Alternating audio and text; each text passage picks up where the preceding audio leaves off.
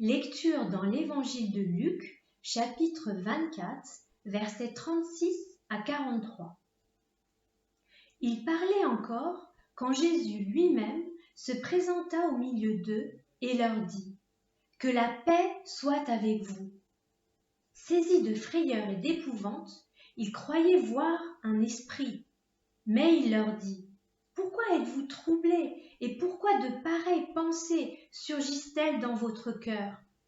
Regardez mes mains et mes pieds, c'est bien moi. Touchez-moi et regardez. Un esprit n'a ni chair ni os, comme vous le voyez bien, j'en ai. » En disant cela, il leur montra ses mains et ses pieds. Cependant, dans leur joie, ils ne croyaient pas encore et ils étaient dans l'étonnement. Alors il leur dit : « Avez-vous ici quelque chose à manger ? » Ils lui présentèrent un morceau de poisson grillé et un rayon de miel. Il en prit et mangea devant eux. Merci pour cette lecture et bonjour à tous, où que vous soyez. Si vous suiviez la lecture dans votre propre Bible chez vous, merci de le garder ouvert, ça va être utile, je vais y faire référence de temps en temps. Que la paix soit avec vous. On est à Jérusalem, le soir après la résurrection de Jésus, il y a à peu près 1990 ans. Et voici les mots par lesquels Jésus se présente à ses disciples. Les évangiles de Luc et de Jean contiennent chacun un récit de cette rencontre. Chaque auteur raconte la soirée de manière un peu différente, mais tous les deux rapportent ces mêmes paroles de Jésus à son arrivée. Que la paix soit avec vous. Et là où nous en sommes aujourd'hui, dimanche de Pâques 2020, est-ce qu'il peut y avoir un message plus pertinent pour notre époque ? Que la paix soit avec vous. Il y a énormément de peur et d'angoisse autour de nous, et c'est totalement compréhensible. On s'inquiète pour sa santé et pour celle de ses proches. On s'inquiète pour l'avenir économique. Est-ce que mon entreprise va pouvoir garder la tête hors de l'eau ?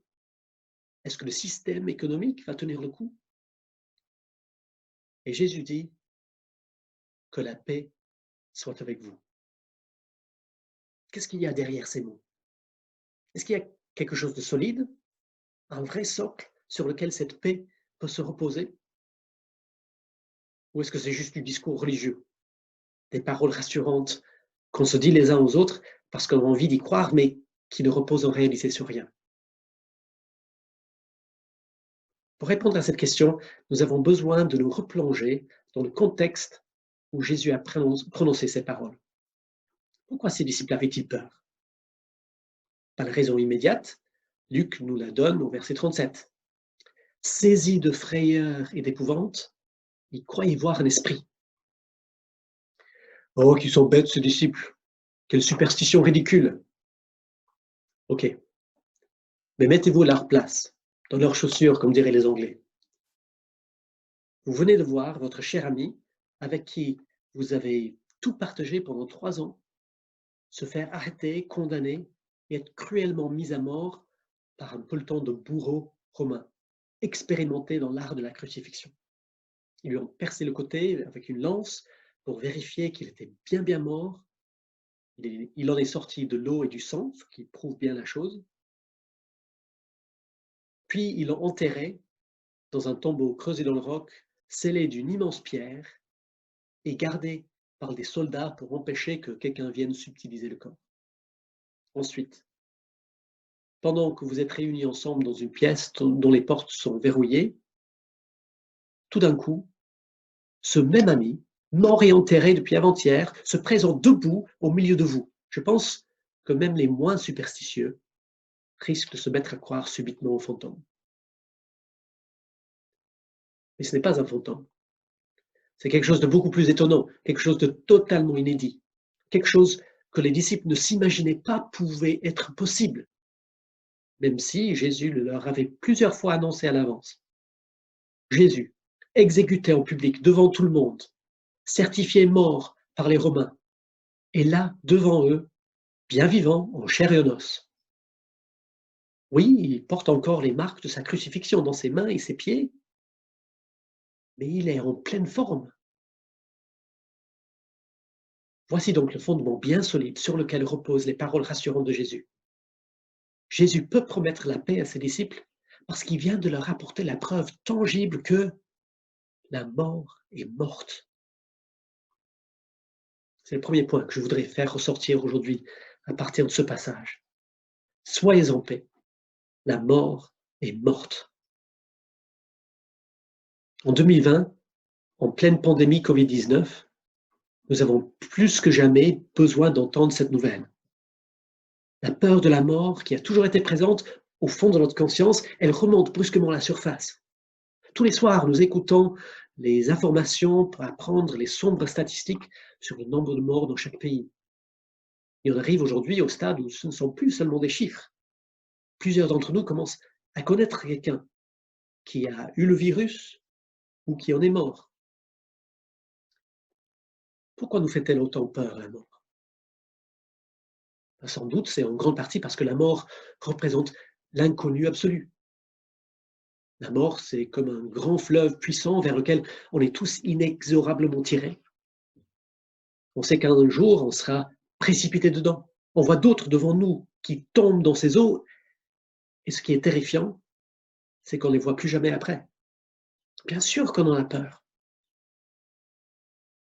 Mais comment notre regard changerait-il si on voyait quelqu'un tomber dans les eaux du fleuve, puis en ressortir quelque temps après sur l'autre rive, non seulement sain et sauf, mais plus fort, plus glorieux qu'avant? Et comment notre regard changerait-il encore si on s'apercevait que celui qui est passé en premier à travers les eaux avait tracé un chemin parfaitement sécurisé par lequel d'autres pouvaient passer après lui pour atteindre le rive opposée? C'est ce que Jésus a fait pour nous en ressuscitant d'entre les morts le jour de Pâques. En plongeant dans le fleuve de la mort, il n'a pas juste fait demi-tour pour revenir du même côté avec le même corps fragile et vulnérable, destiné malgré tout un jour à mourir de nouveau. Non, non, il a traversé la mort et il en est sorti de l'autre côté avec un nouveau corps glorieux et incorruptible. Il est entré dans la vie éternelle de la nouvelle création de Dieu. Et dans ce chemin qu'il a tracé, tous ceux qui lui appartiennent vont le suivre. Vas-tu attraper le coronavirus? Je ne te le souhaite pas, mais c'est possible. Vas-tu en mourir? Je te le souhaite encore moins, mais c'est possible. Dois-tu avoir peur de la mort? Si tu crois en Jésus, pas du tout. Le message de Pâques depuis bientôt 2000 ans, c'est que Jésus a donné la preuve solide et tangible qu'il a vaincu la mort pour toujours. Que la paix soit avec vous. Mais peut-être que ce qui vous tracasse en ce moment, ce n'est pas la grande peur de la mort, mais la petite frustration de ne plus pouvoir faire tout ce que vous aviez l'habitude de faire, de sortir avec des amis, d'aller travailler, de faire du sport, de partir en vacances, d'aller au colo, d'aller voir la famille, de faire du shopping, de se promener sur les bords de Loire, d'aller à l'église. Ce n'est peut-être pas au même niveau de gravité que la peur de la mort, mais c'est quand même énervant, décevant. On est tenté de se plaindre, de s'apitoyer sur son sort. Là encore, je pense que le message de Pâques a quelque chose à nous dire. Dans notre frustration, Jésus nous dit encore que la paix soit avec vous. J'ai intitulé ce deuxième point, soyez en paix, la vie est devant vous. Vous avez remarqué à quel point Jésus insiste sur la solidité de son corps quand il se montre à ses disciples? C'est la deuxième partie du verset 39. Touchez-moi et regardez. À l'esprit même, ni chair ni os, comme vous le voyez bien, j'en ai. Puis un peu plus loin, quand ils ont encore du mal à croire qu'il est vraiment ressuscité, il leur propose une autre preuve. Avez-vous quelque chose à manger? Ils lui présentèrent un morceau de poisson grillé et un rayon de miel. Il en prit et mangea devant eux. Manifestement, le corps ressuscité de Jésus est un corps non seulement solide, mais pleinement fonctionnel. C'est un corps qu'on peut toucher, qui peut manger, et qui donc en principe peut sauter, danser, nager, vivre pleinement la vie. Quel est le rapport avec notre frustration de ne pas pouvoir sortir dehors et aller au restaurant, jouer au foot, danser le tango, etc. Le rapport, c'est que la vie de Jésus, après sa résurrection, est le modèle de la vie éternelle qui attend ses disciples. Nous, si nous croyons en lui. La Bible appelle Jésus le premier-né d'entre les morts. Pas le seul et unique, mais le premier. Il a tracé le chemin. Et après lui, des millions vont suivre. Tous ceux qui ont mis la foi en lui. Un jour, tôt ou tard, chacun de nous mourra. Mais si nous marchons avec Jésus, il promet un jour de nous donner un nouveau corps. Non pas un corps fragile et vulnérable comme maintenant, mais un corps comme le sien après sa résurrection. Et là, pour toute l'éternité, nous pourrons nager dans les lacs, explorer les villes et les campagnes, jouer dans les parcs, visiter les musées, nous réunir chez les uns et chez les autres, festoyer ensemble, danser ensemble dans la présence de Jésus et de Dieu notre Père. Bon, les exemples, c'est moi qui les imagine. Mais le principe d'une vie éternelle pleinement physique et concrète, ça, je le tire directement de la Bible. En tout cas, ce ne sera pas comme dans les caricatures du paradis qu'on voit dans les dessins animés, où tout le monde s'ennuie sur son nuage avec sa petite harpe. Pas du tout. Tout ce que tu ne peux pas faire de beau maintenant, tu pourras le faire autant que tu veux dans la nouvelle création de Dieu. Libéré de toute crainte, de tout regret, de toute souffrance. Ce n'est pas juste un vœu pieux, un souhait qu'on a envie de croire parce que c'est beau. Non, c'est une espérance solide et sûre, fondée sur le fait historique de la résurrection de Jésus il y a bientôt 2000 ans. Ça ne veut pas dire que ce n'est pas parfois désagréable, ou même une réelle source de souffrance d'être confiné.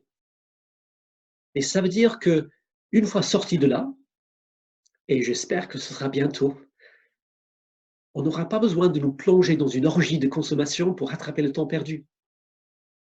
Non, le temps perdu nous sera amplement restitué. La vie est devant nous. Nous avons toute l'éternité devant nous. Que la paix soit avec vous. Si vous êtes disciple de Jésus aujourd'hui, j'espère que vous pourrez recevoir pleinement l'encouragement de ce message de paix que Jésus a donné à ses premiers disciples le soir de sa résurrection. Soyez en paix, car pour vous, la mort est morte et la vie éternelle est devant vous. Ne laissez pas les frustrations du confinement vous priver de ce que Dieu veut vous montrer, vous apprendre pendant ce temps particulier. Si vous n'êtes pas encore disciple de Jésus, j'espère que ces promesses de paix de la part de Jésus vous feront envie, qu'elles résonneront avec le profond besoin d'espérance que Dieu a mis dans votre cœur. J'avoue qu'une partie de moi aimerait, en particulier dans ce temps difficile, vous dire « Ne vous inquiétez pas, tout ira pour le mieux, soyez en paix. Vous pouvez compter sur ces promesses de Jésus, vous aussi, sans souci. » Mais en même temps que je le dis, je sais que ce n'est pas possible. On ne peut pas séparer les dons du donateur. On ne peut pas prendre la paix de Jésus et refuser Jésus lui-même. La vie éternelle, ça n'existe que en union avec Jésus le ressuscité. Si on ne veut pas de lui, on ne veut pas participer à elle. La porte n'est pas fermée. Au contraire, Jésus vous tend la main. Il vous invite à vous approcher de lui, à la saisir et à goûter à toutes les bénédictions de paix, d'espérance et de vie qu'il donne. Je sais que pour beaucoup dans cette situation, on n'a pas l'impression d'avoir assez d'éléments pour prendre une telle décision. Pour saisir cette main tendue, il faudrait faire confiance. Et pour faire confiance, il faut d'abord faire connaissance. C'est tout à fait légitime. Mais ne laissez pas ça au hasard. L'enjeu est trop grand. Documentez-vous. Lisez l'un des évangiles qui raconte la vie de Jésus. Appelez un ami chrétien pour en discuter avec lui. Ma prière, c'est que tous ceux qui entendent ce message puissent, tôt ou tard, recevoir Jésus et avec lui, cette paix qu'il a offerte à ses disciples le soir de sa résurrection. Dieu sait si nous en avons besoin en ce moment. Que la paix soit avec vous.